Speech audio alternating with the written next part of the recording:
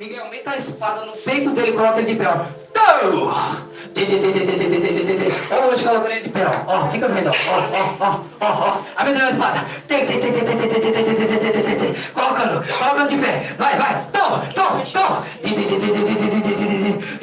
Coloca ele. Agora. Vai. De pé. Sem se bater. Vai, coloca ele de pé aqui nos meus pés. Vai, de pé. Levanta o corpo dela, Satanás. Sem bater o corpo dela, levanta ela.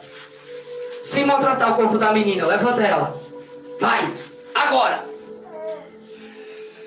Fica de pé na minha frente. Agora. Olha a espada. Calado. Só fala quando eu mandar. Jesus, quando eu fechar a mão, a boca dele seja travada. Tô! Agora o anjo mete a espada no peito e bota ele de pé, ó. Tô! Isso. Vai. Meteu na espada, botando de pé. Isso. Levanta. Tem fogo em mim, hein? Se encostar, queima. Levanta a cabeça dela e olha pra mim. Se encostar, queima. Abra o olho dela. Se encostar, queima. Você gosta de mim? Não! Eu te odeio também. Cala a boca! Segura aqui. Se todo mundo tem arma, eu também tenho, ou não? Sim. Hã? A Bíblia diz que as armas da nossa milícia... Quero uma pessoa atrás dela. A Bíblia diz que as armas da nossa milícia, elas não são visíveis.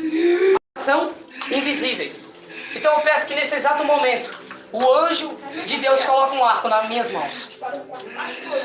Isso. Coloca o arco. Isso. Ó, chega a minha mão, tá tremendo, ó. Olha isso. Sem derrubar o corpo dela. Você gosta? É bonito? Atrás dela. Quando eu soltar a flecha, ela vai ser liberta e vai voltar a tua mulher em paz e liberta. Ó, fica vendo, ó. Tá preparado? Pô! Pode levantar, ela tá livre. Meus irmãos, que Deus abençoe vocês, tá bom? Fica na paz do Senhor Jesus e até mais. Deus abençoe a todos. Podem encerrar.